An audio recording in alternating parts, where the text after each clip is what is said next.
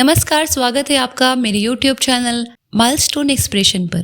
प्रस्तुत उपन्यास आप सुन रहे हैं कलेक्टर साहिबा, जिसको लिखा है कैलाश मांझू बिश्नोई जी ने। अगर आप भी संघर्ष, जुनून और जज्बातों की असली कीमत जानना चाहते हैं तो इस कहानी को अंत तक जरूर सुनिएगा। लबासना एक रोमांस सेंटर। मैं IAS एग्जाम का इंटरव्यू दे रहा था, वह BA कर रही थी। मैं इंटरव्यू दे रहा था, वो IAS प्रीलिम्स में फेल हो रही थी। मैं इंटरव्यू दे रहा था, वह भी अब इंटरव्यू दे रही थी। मैं फिर IAS प्री में बैठ रहा था, वह मसूरी में ट्रेनिंग के लिए जा रही थी। इसे कहते हैं भाग्य का होना और भाग्य ही का रोना। पहले पूरे तन मन से जम करके पढ़ाई और ईमानदारी से किताबों के साथ दोस्ती, फिर अपने सपनों की नगरी मसूरी में ट्रेनिंग के लिए पहुंचना। तारीख थी 8 अक्टूबर 2020। सुबह सुबह ही देहरादून शहर UPSC के नवचयनित अफसरों से गुलजार हो गया।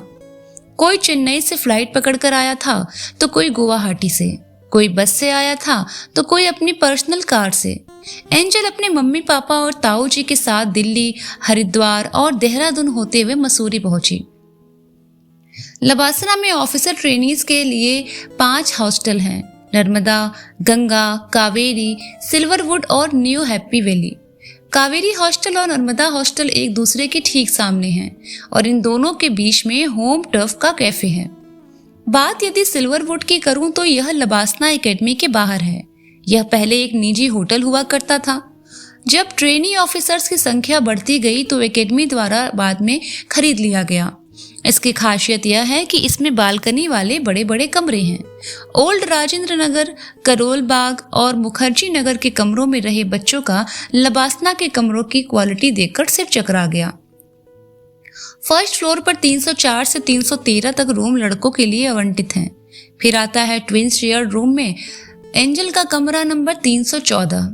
फाउंडेशन कोर्स के दौरान प्रशिक्षु अधिकारियों को ट्विन शेयरिंग रूम भी मिलते हैं, सिंगल रूम नहीं मिलते। 10 अक्टूबर से ही ट्रेनिंग शुरू होनी थी, लेकिन 2020 में ट्रेनिंग का मजा कोरोना ने किरकिरा कर दिया। साल 2020 जिसने पूरी दुनिया को एक ऐसे समय घर में कैद करके रख दिया था। अक्टूबर में भी पूरे भारत में हर रोज लगभग 1 लाख के केस आ रहे थे। ट्रेनी अफसरों को सूचित किया गया कि 13 से 17 अक्टूबर की कक्षाएं ऑनलाइन आयोजित होंगी। स्वाभाविक रूप से पहले दिन ही लड़कों की नजरें खूबसूरत बालाओं को तलाश रही थी। एक लड़का एंजल के पास आकर बोला, I am from Bihar, UPSC rank 25। I am angel from Rajasthan. Angel के पास 3 और लड़कियां खड़ी थीं। मजे की बात यह है कि एंजल को लबासना ट्रेनिंग सेंटर कम और मैरिज ब्यूरो ज्यादा लगता था। 2020 बैच के 421 प्रशिक्षु अधिकारियों की ट्रेनिंग शुरू हो चुकी थी और साथ ही शुरू हो चुका था लड़कों का यह महाअभियान कि मसूरी में कौन सी लड़की को जीवन साथी बनाना सबसे ज्यादा मुफीद रहेगा। ट्रेनिंग सेंटर में कुछ गर्ल्स ऑफिसर भी पहले दिन से यही चाहती थी कि उनकी लाइफ में कोई प्रिंस चार्मिंग आ जाए, जिसकी आंखों में देखते ही वो खो जाए। एंजल ने इस चीज को नोटिस कर लिया था और उसी शाम को उसने ये बातें मुझसे शेयर की थी। एंजल ने बताया कि IITians UPSC से इश्क नहीं लड़ाने में टॉपर थे और उनकी हरकतों से साफ साफ बयां हो रहा था। पहले दिन से ही ऐसा प्रतीत हो रहा था कि जैसे उनमें से अधिकतर लोग ट्रेनिंग करने नहीं, लव पॉइंट पर इश्क फरमाने आए हों। एक बात मैं यहाँ जोड़ना चाहूंगा कि मसूरी पहुंचने के बाद के कुछ दिनों में एंजल के तेवर थोड़े से बदल गए थे। मसूरी की ट्रेनिंग एकेडमी की हवा जो लग गई थी, लेकिन प्यार की भी अपनी ताकत होती है। एंजल ने शाम को मुझे कॉल मिलाया और कहने लगी, वर्ष 2020 के मसूरी ट्रेनिंग बैच में बहुत सारे ऑफिसर बेहद संघर्ष करके इस मुकाम तक पहुंचे हैं। किसी का यह 8वां अटेम्प्ट था तो किसी का यह 6ठा इंटरव्यू।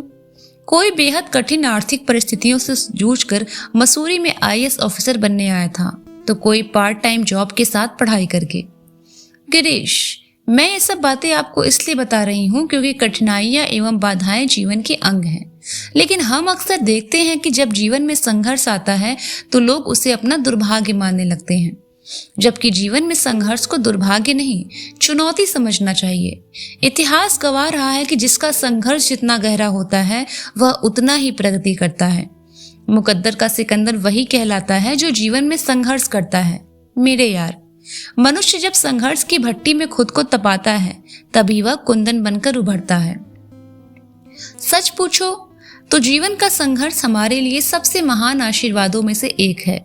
यह हमें धीरज, संवेदनशील और ईश्वरीय बनाता है। वास्तव में संघर्ष ही जीवन को निखारता, संवारता व तराशता है। जीवन में अगर संघर्ष न हो, चुनौतियां न हो, तो मनुष्य के व्यक्तित्व का सर्वांगीण विकास नहीं हो पाता। असल में संघर्ष हमारा चरित्र बनाता है और हमारा चरित्र ही तय करता है कि हम क्या बनेंगे। इसीलिए जीवन में आने वाले संघर्ष से कभी घबराना नहीं चाहिए। समस्याओं का सैलाब आए तो भी अपनी जीवित रखें, क्योंकि इतिहास में कभी भी आसानी से जीवन जीने वाले किसी आदमी ने याद रखने लायक नाम नहीं छोड़ा है।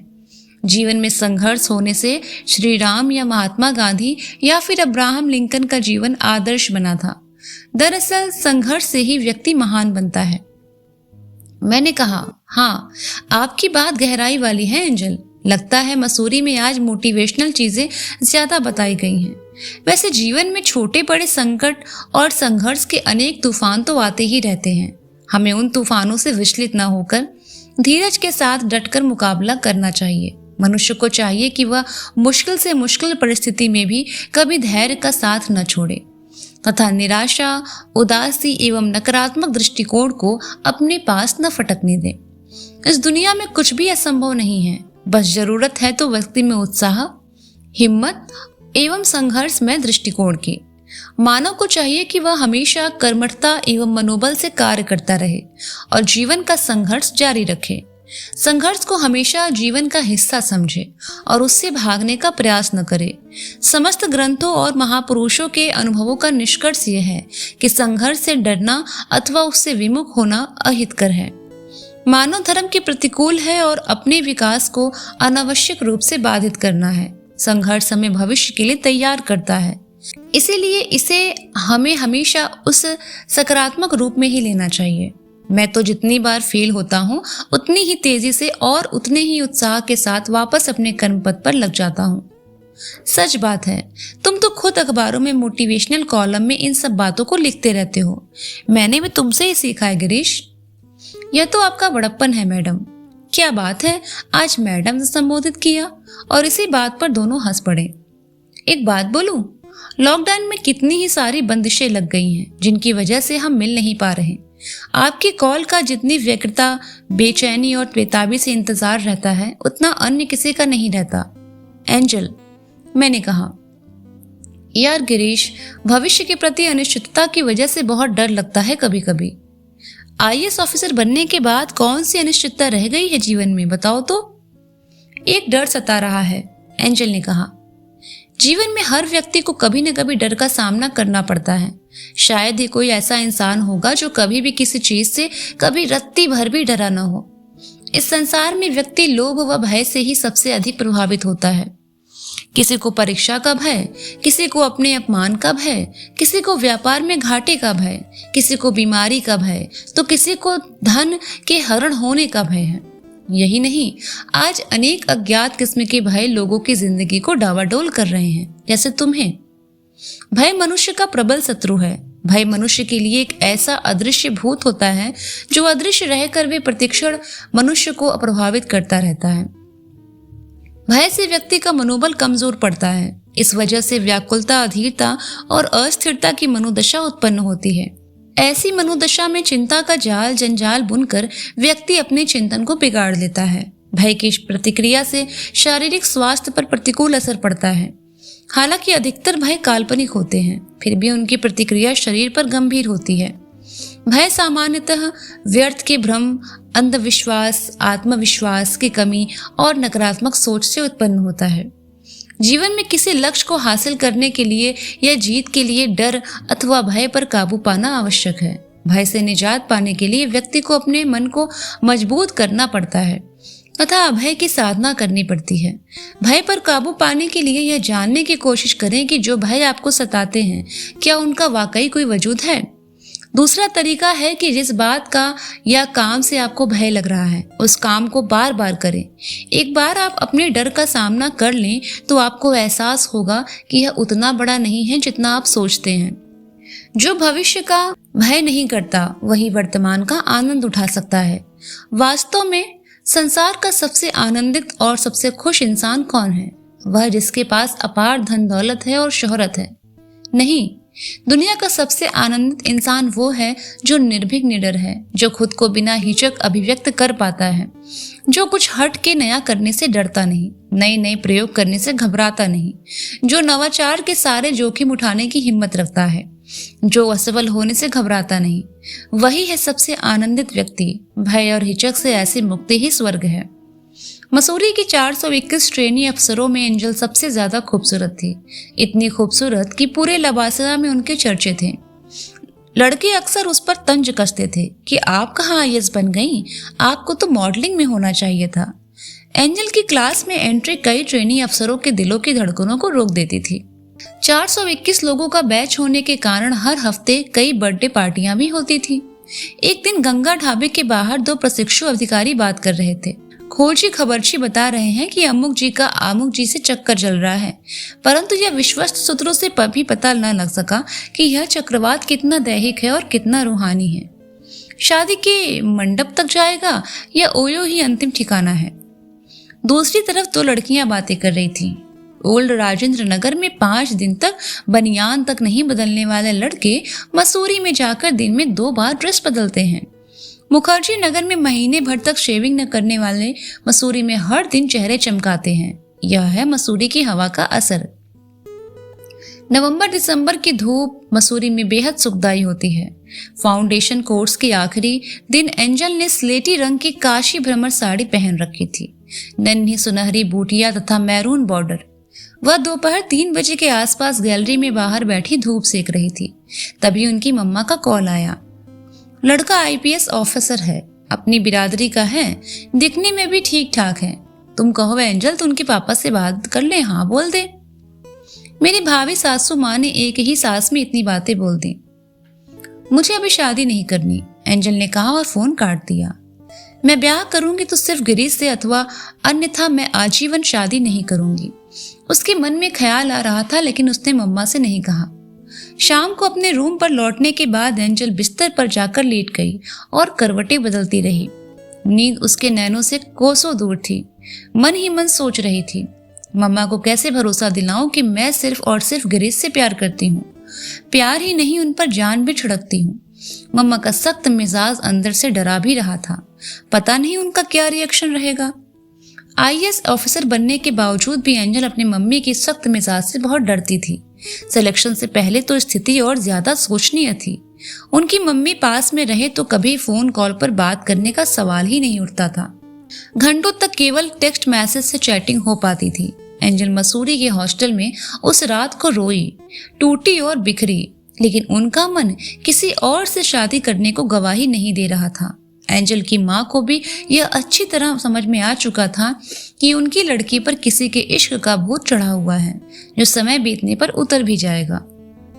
मेरे घरवाले और रिश्तेदार हमारे बीच के रिश्ते को लेकर के बिल्कुल राजी नहीं होंगे। क्या हम कोर्ट मैरिज कर लें? एंजल ने मुझे कॉल करके कहा। करेंगे तो घर वालों की सहमति से ही।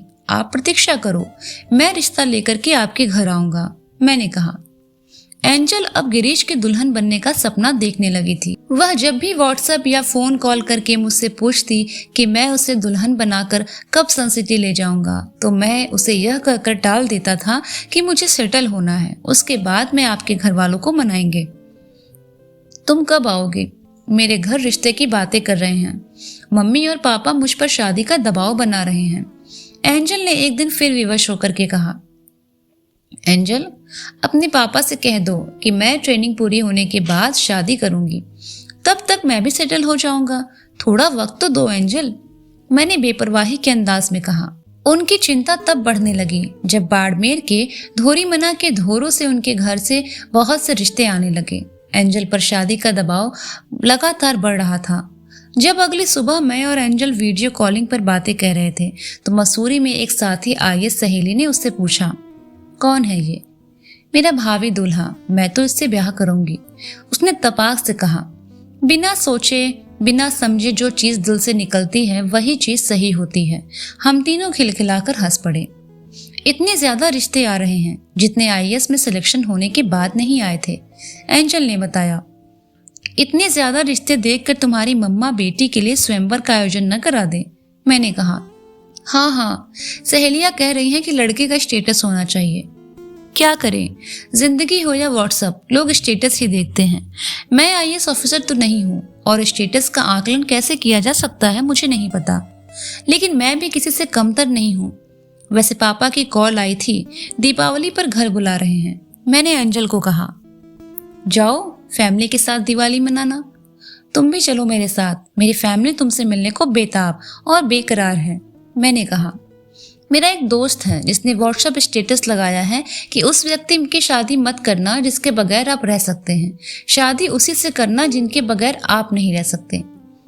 तो सोच लो, मेरे बगैर आप रह सकते हो तो मुझसे शादी मत करो एंजल, मैंने चुटकी लेते हुए कहा। नहीं, मैं तो बस उदाहरण दे रही थी, चलिए बाद में बात करते हैं, क्लास है 10 मिनट में, उन्होंने कहा और फोन रख दिया। कलेक्टर होता है, छुट भैया राइटर को कौन पूछता है, दिव्या ने कलेक्टरी की ताकत का एहसास कराते हुए कहा। चेतन भगत, प्रेमचंद, जयशंकर प्रसाद, कुमार विश्वास, नीलोत्पल मृणाल, मनोज मुंतशिर और जावेद अख्तर के नाम के सामने आईएएस का पद क्लर्क की नौकरी लगती है, एंजल ने गिरीश को लेखन की दुनिया का भविष्य का सुपरस्टार बताते हुए कहा। और ये सब छोड़ो, हमारे बैचमेट में कितने ऐसे आईएएस ऑफिसर हैं जिन्होंने नॉर्मल लड़के से शादी की है, उन्होंने तो कभी स्टेटस देखकर शादी नहीं की। कोई लड़की पसंद आ गई तो आ गई। जब लड़के स्टेटस के ऊपर अपने प्यार को तवज्जो देते हैं तो लड़कियां क्यों नहीं देती? फिर हम महिला सशक्तिकरण और पुरुष प्रधान मानसिकता की बात करते हैं। जब हम हर तरफ महिलाओं की समानता की बातें करते हैं तो स्टेटस वाला चक्कर लड़कियों को भी छोड़ देना चाहिए और अपने प्यार को तवज्जो देनी चाहिए ताकि वे जीवन भर खुश रह सकें। स्टेटस से खुशी नहीं मिलती। एंजल, तेरी बात में दम है। गिरीश के आर्टिकल मैंने पढ़े हैं, कमाल का लिखता है। सुना है आप पर कोई उपन्यास भी लिख रहे हैं गिरीश जी। अब तक मौन बैठी अलका ने गर्मा गर्म चर्चा का हिस्सा बनते हुए कहा। और मैं गिरीश से बेइंतहा मोहब्बत करती हूँ। मैं आईएएस बन गई और गिरीश नहीं बन पाया, इसीलिए मैं अलग हो जाऊं? क्या यह प्यार का मजाक नहीं होगा? एंजल ने अपने फैसले पर अडिग रहते हुए कहा। याद है एंजल, तुमने बताया था कि तुम्हारी प्रारंभिक परीक्षा से लेकर फाइनल सिलेक्शन तक गिरीश ने एक मेंटर और मार्गदर्शक की भूमिका निभाई है और वह धूप छांव बारिश में तुम्हारे लिए छाता बनकर खड़ा रहा है। अलका ने एंजल के पक्ष में दलील पेश करते हुए कहा। याद है, मुख्य परीक्षा हो या प्री इंटरव्यू हो या स्ट्रेटेजी, हर मोड़ पर गिरीश ने उनकी मदद की है। उसका कितना सपोर्ट रहा है मुझे तुम अच्छे से जानती हो। यूपीएससी मेरा पैशन था, वो गिरीश ही था जिसके सहयोग से मैं अपना पैशन पूरा कर पाई। उनकी सिर्फ यही एक चाहत थी कि मैं एक अच्छी रैंक के साथ यूपीएससी में सेलेक्ट हो जाऊं। अब मैं इतनी खुदगर्ज नहीं हो सकती, मैं उसकी रूह को धोखा नहीं दे सकती, पर फिर माँ का पुराना राग, शादी कर लो, मैं तो तंग आ गई हूँ। पतझड़ में ही रिश्तों की परख होती है, बारिश में तो हर पत्ता हरा ही दिखता है। तुझे गिरीश बहुत प्यार करता है, जान छिड़कता है तुझ पर। दुनिया के लिए शायद तू एक व्यक्ति हो, लेकिन गिरीश के लिए तो पूरी दुनिया है। अलका ने बगल में बैठी मेन्यू पलटती एंजल को कोहनी मारकर फुसफुसाते हुए कहा। वैसे गिरीश दिखने में कामदेव के अवतार से कम नहीं लगता, दिव्या ने कहा। शादी के बाद वह मेरा एकदम हर कदम पर साथ निभाएगा और अगर उसमें कोई कमी है तो मैं सुधार कर दूंगी, एंजल ने स्टूल से उठते हुए कहा। तीनों बैचमेट रेस्टोरेंट में खाना खाने के बाद उठी। एंजल ने काउंटर पर बिल भरा और अपनी आईएएस सहेलियों के साथ वह नर्मदा हॉस्टल की तरफ चल पड़ी। आसमान का रंग नीले से नारंगी हो चला था। अपने रूम में जाकर एंजल ने लाइट ऑन कर चाबियां की होल्डर पर लटकाई और सीधे बेड पर जाकर लेट गई। बहुत थकान महसूस हो रही थी, केवल शरीर से ही नहीं मन से भी। एक सुबह प्रोफेसर चटर्जी की भारी भरकम आवाज पूरे हॉल में गुंजायमान थी। हालांकि ट्रेनी ऑफिसर्स में से कुछ गोलू टाइप के ऑफिसर लेक्चर को बहुत ध्यान से सुन रहे थे। कई ऑफिसर इसलिए नींद फरमा रहे थे क्योंकि उन्हें लगता था कि आईएएस बनने के बाद ये लेक्चर सुनने का फायदा ही क्या। कुछ को नींद आ रही थी लेकिन वे लड़कियों की तरह शर्मा रहे थे और बाकी बचे कुछ ट्रेनी ऑफिसर अपने क्लासमेट की ही लड़कियों के साथ नैन मटक्का कर रहे थे। क्लास पब्लिक एडमिनिस्ट्रेशन की थी, लेकिन भावी एडमिनिस्ट्रेशन इससे बेफिक्र थे। कई तो यह भी सोच रहे थे कि ओल्ड नाजेंद्र नगर में हम पब्लिक एडमिनिस्ट्रेशन की क्लास ले रहे थे और मसूरी में भी ले रहे थे, तो सिलेक्शन लेने और सिलेक्शन न लेने में अंतर क्या रह गया। वे मन ही मन सोच रहे थे कि दिल्ली के छोटे छोटे कमरों में सालों पढ़ कर पकने के बाद तो सिलेक्शन होता है, कम से कम यहाँ तो मजे से जीने दो यारो। सारे लेक्चर इंग्लिश में होते थे, जिस कारण से तमिल, हिंदी और तेलुगु जैसे अन्य मीडियम वाले कई अफसरों के दिमाग को हवा भी नहीं लगती थी। रमन, जो तमिल भाषा से चयनित इकलौता IAS ऑफिसर था, उसे लाख कोशिश करने के बावजूद लेक्चर समझने में बहुत कठिनाई महसूस होती थी, जबकि लबासना में लाइब्रेरियन से लेकर गेटमैन तक अंग्रेजी में बात करता था। ऐसा लगता था कि मसूरी भारत के बाहर कहीं ग्रेट ब्रिटेन में हो। मसूरी में डेली रूटीन की शुरुआत सुबह 5:30 बजे के आसपास हो जाती है। दिन की शुरुआत आमतौर पर सुबह 6 बजे पोलो ग्राउंड में 1 घंटे या लगभग 6-10 किलोमीटर की जॉगिंग के साथ होती है। उसके बाद सुबह 9 बजे से कक्षाएं शुरू होती हैं और एक दिन में लगभग 5-6 सेशन शाम को 5 बजे तक हो जाते हैं। प्रत्येक कक्षा सत्र 55 मिनट तक चलता है। शाम 5 बजे से लेकर शाम 7:30 बजे तक खेल और घुड़सवारी की गतिविधियां आयोजित की जाती हैं। टाइम टेबल इतना व्यस्त रहता है कि कई बार ट्रेनिंग वाले ऑफिसर्स को घर पर फोन पर बात करने का भी समय नहीं मिल पाता। ऐसी स्थिति में बॉयफ्रेंड या गर्लफ्रेंड की शिकायतें तो सामान्य हो जाती हैं।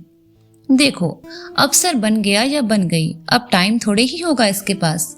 इस तरह के ताने सुनने को मिलने शुरू हो जाते हैं। 1-2 बार तो यह बात मैंने भी एंजल से कह दी थी कि इतना टाइट शेड्यूल कैसे हो सकता है। हाँ, संडे को जरूर थोड़ी सी राहत मिलती है। दूसरी ओर अनमैरिड अफसरों के लिए जैसे रानी जैसी ही लड़की की तलाश जारी थी। वैसे लबासना में हैंडसम अफसरों की कमी नहीं थी। एंजल की सहेली रवीना का अमरीश पर दिल आ गया था और जल्द ही वे दोनों एक दूसरे के हाथों में हाथ डालकर एक रेस्टोरेंट से दूसरे रेस्टोरेंट जाने लगे। वैसे अगर कोई प्रशिक्षु लड़का प्रशिक्षु महिला अधिकारी के साथ रेस्टोरेंट में खाना खाने के चला जाता तो सभी अफसरों में इस बात की फुसफुसाहट तेज हो जाती और यही बातें होती कि वह उसको डेट कर रहा है। इन बातों में कई बार सच्चाई भी होती थी। मसूरी के सभी फेमस रेस्टोरेंट में ट्रेनी अफसर डेट करते अक्सर दिख जाते थे। कुछ मीडिया रिपोर्ट के दावों के अनुसार 2017 से लेकर अब तक कुल 52 IAS अफसरों ने साथी अधिकारियों से शादी की है। सीनियर ब्यूरोक्रेट्स का मानना है कि लबासना ट्रेनिंग सेंटर ही नहीं बल्कि IAS ऑफिसर्स के लिए रोमांस सेंटर भी है। अक्सर यह चर्चा होती थी कि आप कौन सी शादी करने जा रहे हैं, लव मैरिज या कैडर मैरिज। मसूरी में कैडर आवंटित हो जाने के बाद अफसरों में कैडर वाला प्यार उमड़ पड़ता था। परिसर में ट्रेनिंग ऑफिसर्स को केवल फॉर्मल ड्रेस पहनने की ही अनुमति दी जाती है। यहाँ तक कि मेस में खाने के लिए भी ड्रेस कोड निर्धारित पर है। अपने रूम के बाहर कोई भी अफसर बाथरूम स्लीपर या सैंडल पहनकर घूम नहीं सकता। ऐसा करने पर दंड का भुगतान करना पड़ता है।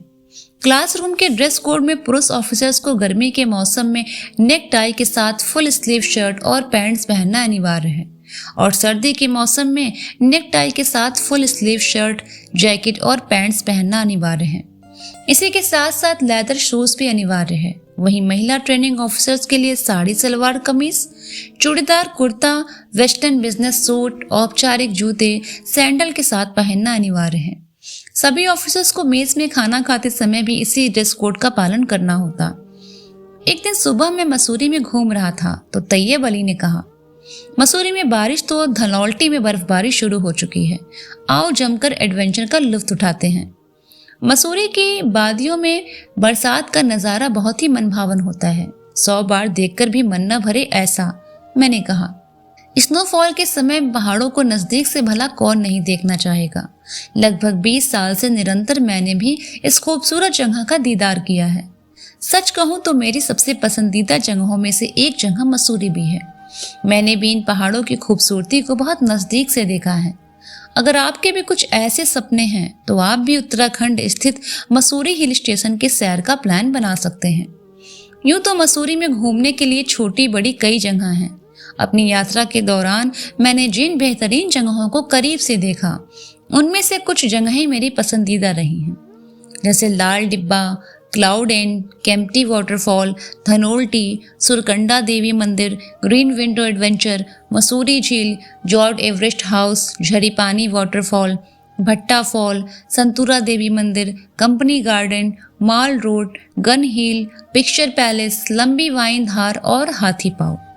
स्विट्जरलैंड के बाद मसूरी दूसरी जगह ऐसी है जहां से सूर्यास्त का इतना खूबसूरत नज़ारा दिखाई देता है, बल्कि मैं तो कहूँगा आप मसूरी के अलावा ऐसा अद्भुत दृश्य कहीं से भी देख नहीं सकते। मसूरी लाइब्रेरी बस स्टैंड से 3 किलोमीटर की दूरी पर कैमल्स बैक रोड भी है, जिसका नाम ऊंट के पीठ के आकार की एक चट्टान से लिया गया है। कहा जाता है कि कैमल्स बैक रोड का निर्माण सन 1845 में किया गया था। इस सड़क पर एक प्राचीन हवा घर भी है, जहां बैठकर लोग खूबसूरत चोटियों को देख सकते हैं। इस हवा घर को ब्रिटिश काल में स्कैंडल पॉइंट के नाम से जाना जाता था। हिमालय की चोटियों को करीब से देखने के इच्छुक लोगों के लिए यहाँ टेलीस्कोप उपलब्ध रहता है, जिसकी सहायता से बद्रीनाथ, केदारनाथ, गंगोत्री, यमुनोत्री और चौखंबा नंदा देवी की चोटियां साफ दिखाई देती हैं। भारत में अगर आप कहीं घूमने जाने का मन बना रहे हैं तो मसूरी एक अच्छा विकल्प है। यह उत्तराखंड राज्य का एक रमणीय पर्वतीय नगर है।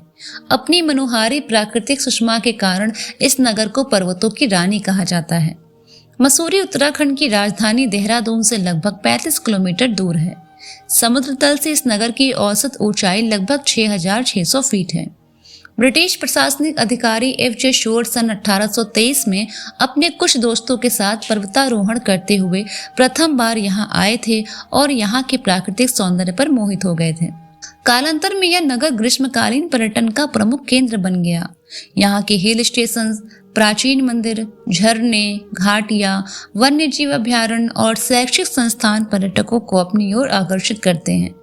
यहाँ की खूबसूरत पहाड़ियों में गनहिल, लाल टिब्बा और नाग टिब्बा आदि हैं। गनहिल पहाड़ी समुद्र स्तर से 2122 मीटर की ऊंचाई पर स्थित है। यह मसूरी की दूसरी सबसे ऊंची पहाड़ी है। इसका ऐतिहासिक महत्व है। स्वतंत्रता पूर्व इस पहाड़ी से हर दोपहर को तोप से गोला दागा जाता था, ताकि स्थानीय लोगों को समय की जानकारी दी जा सके। उस समय लोग अपनी घड़ियों को उसी के अनुसार सेट कर लिया करते थे। लाल टिब्बा मसूरी का सबसे ऊंचा पॉइंट है। ऑल इंडिया रेडियो और दूरदर्शन के टावर इस पहाड़ी पर स्थित हैं। इस पहाड़ी पर पर्यटकों की सुविधा के लिए एक जापानी टेलीस्कोप सन 1967 में स्थापित किया गया था। इस टेलीस्कोप के माध्यम से पर्यटक निकटवर्ती इलाके बंदर पूंछ, केदारनाथ और बद्रीनाथ को देख सकते हैं। नाग टिब्बा मसूरी की अन्य लोकप्रिय पहाड़ी है। इसे नाग चोटी के रूप से भी जाना जाता है। पर्यटक यहाँ आकर कई साहसिक खेलों का आनंद उठाते हैं। यहाँ पर झरीपानी झरना, भट्टा झरना और मोसी झरना अपनी रमणीयता के लिए विख्यात है। मसूरी के सैर पर आने वाले पर्यटकों में केम्प्टी झरना अत्यंत लोकप्रिय है। समुद्र स्तर से इस झरने की ऊंचाई 4500 फीट है। इस क्षेत्र की सुंदरता से प्रभावित होकर ब्रिटिश अधिकारी जॉक मैकिनन ने इसे एक पर्यटन स्थल में बदल दिया था। पर्यटन स्थल के अलावा यह नगर लाल बहादुर शास्त्री प्रशासनिक रिसर्च संस्थान, Saint George college, oak grove school, Wynberg Allen school आदि के लिए प्रसिद्ध है। Indians and dogs are not allowed. British Raj में ये पंक्तियां हर शहर के कैंटोनमेंट एरिया में होर्डिंग्स पर लगी रहती थी। यही पंक्तियां उस समय मसूरी के मॉल रोड पर भी लगी थी, लेकिन मोतीलाल नेहरू का परिवार इन पंक्तियों के लिए अपवाद था। 1920-40 ईस्वी के दौरान इंदिरा गांधी का नियमित विजिटिंग स्थल भी ये जगह मसूरी की खोज 1825 ईस्वी में एक अंग्रेज अधिकारी कैप्टन यंग ने की थी। 1827 ईस्वी में लैंथोर में सैनिटोरियम बनाया गया, जो बाद में कैंटोनमेंट बन गया। समुद्र तल से 5991 फीट की ऊंचाई पर बसे इस शहर की जनसंख्या 1901 में महज 6500 के आसपास थी, जो 2011 की जनगणना के अनुसार आज 3 लाख के ऊपर है। देहरादून से महज 35 किलोमीटर की दूरी पर बसा यह शहर 1900 ईस्वी में रेलवे से जुड़ा। मंसूर नामक स्थानीय पौधे की वजह से इसका नाम मसूरी पड़ा, जो आगे बिगड़कर मसूरी हो गया। 1959 में तिब्बती धर्मगुरु दलाई लामा ने चीन अधिकृत तिब्बत से भागकर यहीं शरण ली और तिब्बत की निर्वासित सरकार बनाई। प्रसिद्ध ब्रिटिश भारतीय लेखक रस्किन बॉन्ड आज भी एक स्थानीय किताब की दुकान में शाम के 3 बजे नियमित रूप से अपने पाठकों से मिलने आते हैं। 1853 का सेंट जॉर्ज स्कूल यहाँ का सबसे पुराना बोर्डिंग स्कूल है। 1850 में बने वुडस्टॉक स्कूल में अमेरिकी मिशनरियों द्वारा ब्रिटिश महिलाओं को प्रोटेस्टेंट पंथ का प्रशिक्षण दिया जाता था। चीड़ देवदार के जंगलों में बसा यह शहर भारतीय सैलानियों के लिए आज भी बहुत आकर्षण रखता है। मसूरी का 125 साल पुराना हाथ रिक्शा आज भी आकर्षण का केंद्र है, जो मॉल रोड पर पर्यटकों के दर्शनार्थ रखा है। मसूरी के हाथ रिक्शा का एक इतिहास है। 19वीं शताब्दी आते आते मसूरी एक प्रमुख हिल स्टेशन के रूप में स्थापित हो चुका था, परंतु पहाड़ पर आवागमन एक समस्या थी। तब 1890 में एक व्यवसायी ने हाथ रिक्शा का प्रस्ताव रखा। इसे अंग्रेजों ने बहुत पसंद किया, यहाँ तक कि इसके निर्माण के लिए चारलिवली होटल के परिसर में जगह भी दी। आजकल उसी होटल में लाल बहादुर शास्त्री एकेडमी खुली है, जहाँ IAS अधिकारियों का प्रशिक्षण होता है। दिल्ली से नजदीक और अमूमन सस्ता होने की वजह से साल भर यहाँ पर्यटकों की भीड़ होती है। मसूरी नगर निगम इस भीड़ को संभाल सकने में नाकाम रहा है। फलतः पर्यटकों द्वारा किया गया कचरा इस जगह के आकर्षण और स्वच्छता को लगातार बिगाड़ रहा है। अत्यधिक निर्माण विनिर्माण गतियों के चलते लैंडस्लाइड की घटनाएं बढ़ रही हैं और ग्लोबल वार्मिंग के प्रभाव में तापमान में वृद्धि हुई है। इसे रोके जाने की आवश्यकता है। मसूरी घुमक्कड़ी का यह सबसे सही समय या तो मई जून भरी गर्मियों में है या जनवरी की हाड़ तोड़ सर्दियों में। हालांकि सर्दियों में यहाँ के मौसम में जाना थोड़ा सा जोखिम भरा है। स्नोफॉल की वजह से मसूरी के सभी पहाड़ी रास्ते इतने फिसलन भरे हो जाते हैं कि यहाँ अक्सर रोड पर गाड़ियों के फिसलने से दुर्घटनाएं होती हैं। मसूरी पर जे माथुर की ये पंक्तियां बिल्कुल सटीक बैठती हैं। हुस्न की वादियों में बसी पहाड़ों की रानी मसूरी है ये, गढ़वाल का ताज है, पर्यटकों की दीवानगी मसूरी है ये। चौड़े पतले टेढ़े मेढ़े रास्तों से चढ़ते हुए बसी है ये, जहाँ पानी भी ठंडा है और हवा भी ठंडी बहती है ये। पर्यटनों के स्थलों से भरी हुई सुंदर प्लोलोनी है ये। हर प्रेम करने वालों के अटूट प्रेम की मनुहारी है ये। डूब जाए इसकी खूबसूरती में ऐसी कलाकारी है ये, लोगों के दिलों को जोड़ दे ऐसी न्यारी है ये।